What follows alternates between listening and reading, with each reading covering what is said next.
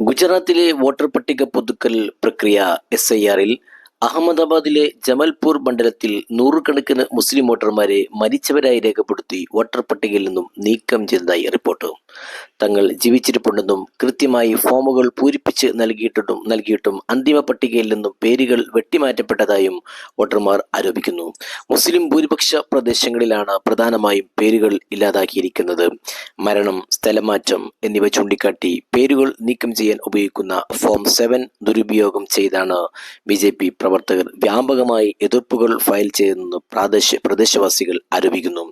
Jamalpur ward number 19 വോട്ടറായ Farid Mian ഉൾപ്പെടെയുള്ളവർ തങ്ങൾ ജീവിച്ചിരിക്കെ തന്നെ മരിച്ചവരായി പ്രഖ്യാപിക്കപ്പെട്ടതിനെതിരെ രംഗത്തെത്തി. തെരഞ്ഞെടുക്കപ്പെട്ട മുനിസിപ്പൽ കൗൺസിലറായ റാഫിഖ് ഷെയ്ഖ് ഖുറേഷിക്കെതിരെ പോലും വിലാസം മാറിയെന്ന് കാണിച്ച് പരാതി നൽകിയിട്ടുണ്ട്. ഏകദേശം 20,000-ഓളം വോട്ടർമാരെ ഇത്തരത്തിൽ ലക്ഷ്യം വെച്ചിട്ടുണ്ടാകാമെന്നാണ് പ്രാദേശിക പ്രവർത്തകരുടെ കണക്കുകൂട്ടൽ. ന്യൂനപക്ഷ വോട്ടുകൾ ആസൂത്രിതമായി ഇല്ലാതാക്കാനുള്ള ശ്രമമാണ് നടക്കുന്നതെന്ന് ന്യൂനപക്ഷ ഏകോപന സമിതി കൺവീനർ മുജാഹിദ് നഫീസ് പറഞ്ഞു.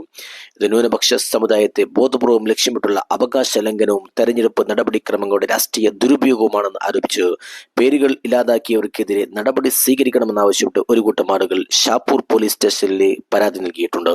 ഗുജറാത്ത് ചീഫ് ഇലക്ടറൽ പോലീസ് വിഷയത്തിൽ അടിയന്തരമായി ഇടപെടണമെന്നും വോട്ടർ പട്ടികയിലെ ക്രമക്കേടുകൾ പരിഹരിക്കണമെന്നും ആവശ്യപ്പെട്ട് സമിതി ഔദ്യോഗിക നിവേദനം സമർപ്പിച്ചു.